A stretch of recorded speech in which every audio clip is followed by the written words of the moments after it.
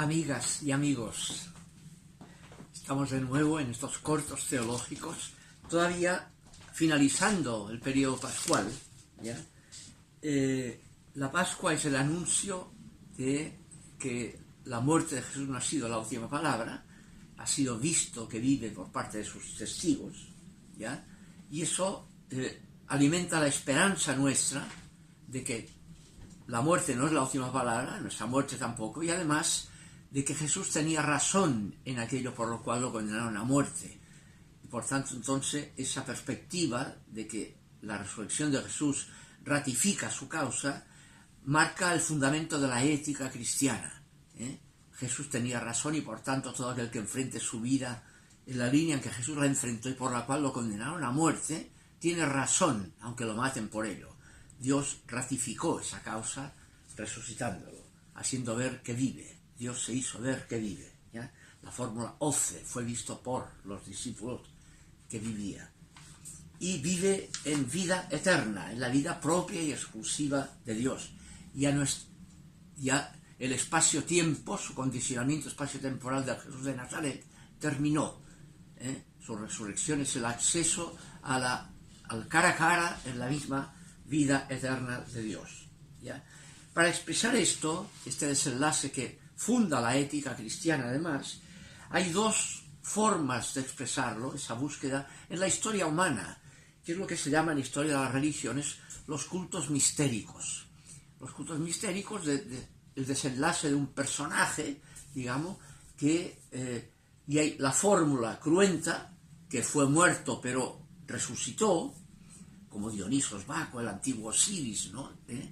Y eso marcará esa estructura mistérica cruenta, que en el cristianismo tenga como el aporte exclusivo, no lo tiene ningún otro misterio, la historicidad de ese desenlace. Murió crucificado entre el año 26 y el 36, el periodo en que Pilatos fue procurador en Judea, como se ve en los anales romanos mismos, ¿no? Murió realmente, es un dato historiográfico. Murió crucificado realmente bajo el poder de Poncio Pilato, antes del año 36, en que Pilato fue destituido de su cargo, ¿no? Ahora, la otra forma de expresar eso en los cultos mistéricos es la forma incruenta, que es más claramente mítica, tal como la asume el mismo cristianismo. Y ahí está en la afirmación cristiana de que Jesús descendió al lugar de los muertos, al ínfero, pero ascendió, descenso a ascenso, la forma incruenta, más claramente mítica, sobre todo en la primera parte, el descenso al ínfero de Jesús, el descenso a los infiernos. Probablemente es la razón por la cual ese descenso de Jesús a los infiernos está solo en el credo primitivo, llamado credo apostólico, el corto, que se recita en las misas, ¿no? Pero no está en el credo largo, en el credo niceno-constantinopolitano. Se omitió el descenso, solo está el ascenso, la ascensión al cielo de Jesús, ¿no? Esa perspectiva. Ahora, el tema del descenso lo tenemos claramente en un texto que es el texto de la carta de Pablo a los Efesios, el capítulo 4, versículo 8 y siguientes, cuando dice Pablo, hablando de Cristo, ¿no? Subiendo a las alturas, llevó cautivos y dio dones a los hombres. ¿Qué quiere decir subió? Sino que también había descendido, cateveris al griego, había descendido a las regiones inferiores de la tierra. Este que descendió es el mismo que subió, ascendió por encima de todos los cielos para llenarlo todo, ¿ya? En esa misma línea del descenso a las regiones inferiores de la tierra, la carta de Primera de Pedro le dará una teología salvífica especial, del significado salvífico, y dirá entonces que para llevarnos a Dios, es la primera carta del capítulo 3 de Pedro, ¿no? Para llevarnos a Dios, Cristo murió por los pecados, el justo por los injustos, muerto en la carne, pero vivificado en el espíritu, fue también a anunciarlo a los espíritus encarcelados, en otro tiempo incrédulos, cuando les esperaba la paciencia de Dios en los días de Noé. El texto de 1 Pedro. Descendió y fue también a anunciarles a los espíritus encarcelados, incrédulos en otro tiempo, cuando les esperaba la paciencia de Dios en los días de Noé. Y alude al diluvio, los días de Noé.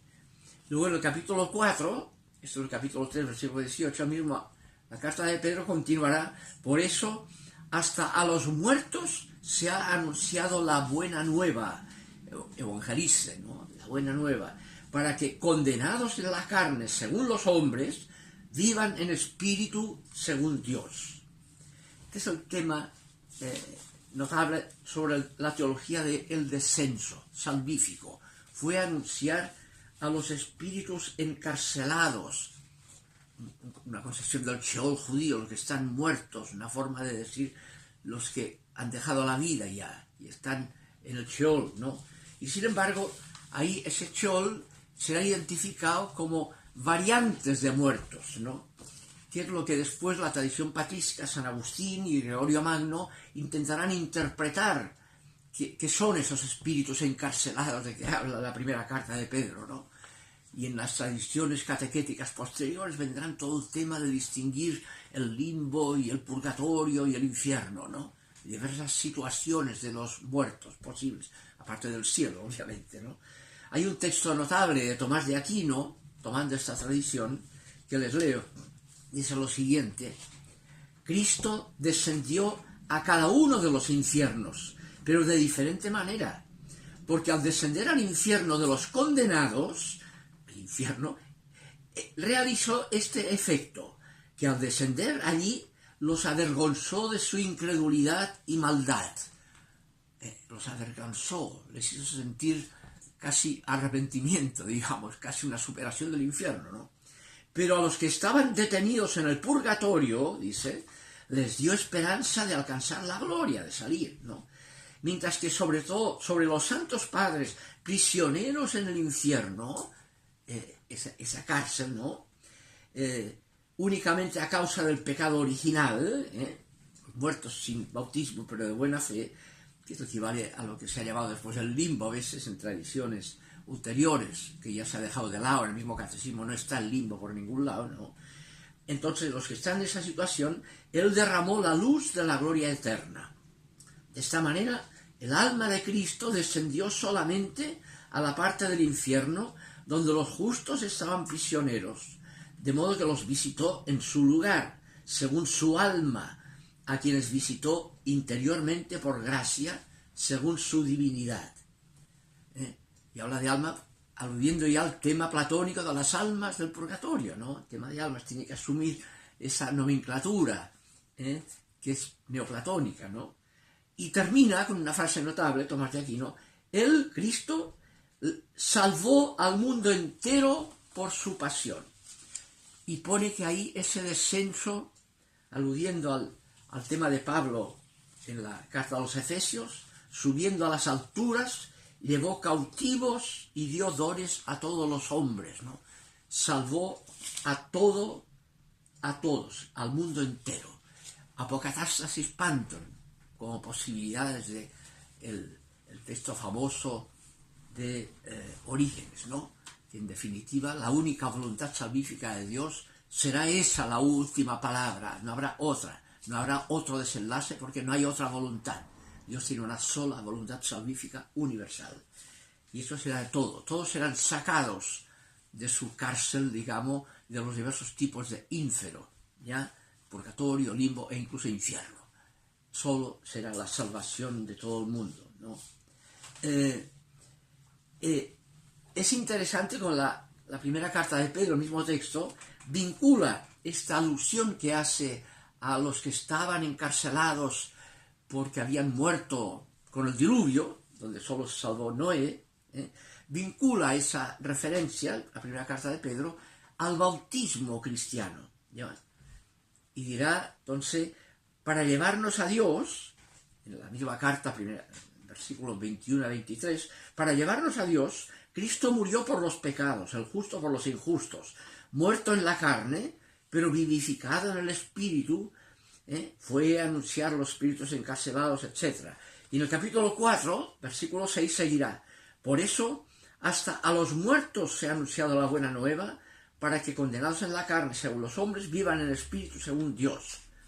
Y en el capítulo 3, versículo 21, dirá la mejor definición de bautismo.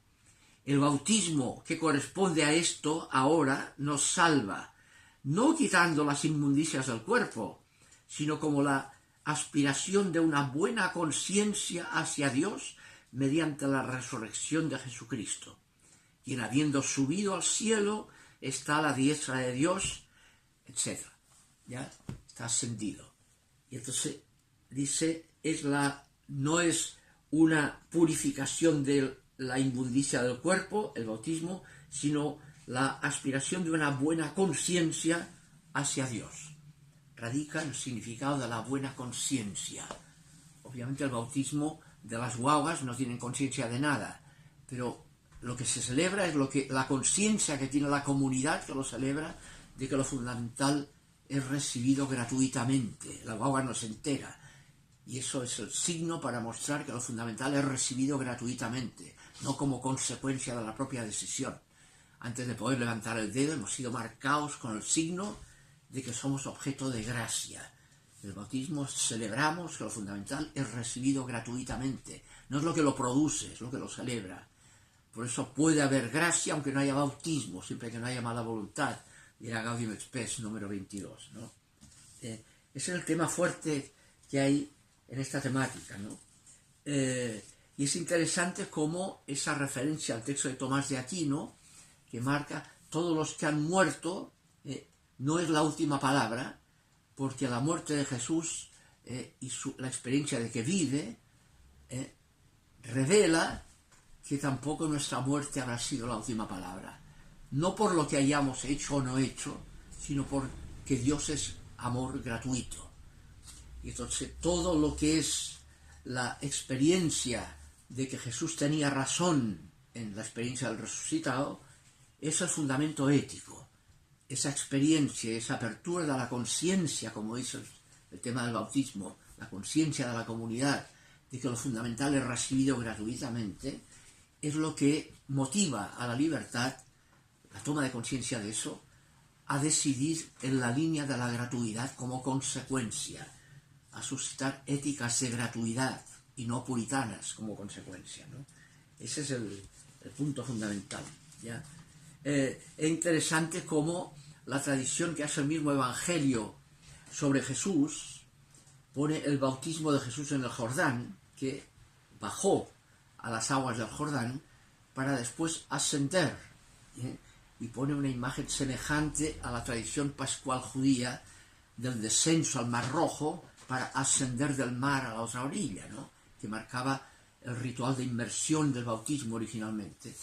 Como la inmersión de Jesús en el Jordán descendió, pero ascendió. El texto de Marcos, la expresión de ese bautismo de Jesús es que Jesús, una vez hubo sido bautizado o descendido al agua, ascendió, subió del agua. Y ahí se abrió el cielo y descendió el Espíritu sobre Jesús. Vio que descendía el Espíritu, que decía, este es el Hijo, escúchenlo, ¿ya? Y pone, es el tema de la expresión mítica del descenso-ascenso, obviamente, no es una verificación historiográfica, es mítica, para decir la profunda verdad de que la muerte de Jesús no ha sido la última palabra. Realmente murió, descendió, a donde van los muertos, no, pero no se quedó ahí, sino que ascendió. La muerte no fue la última palabra. El significado de la forma cruenta, verificable históricamente, murió bajo Poncio Pilato crucificado, pero fue visto que vive, y eso transformó a esos discípulos de tontos y cobardes con Jesús en lúcidos y valientes sin Jesús.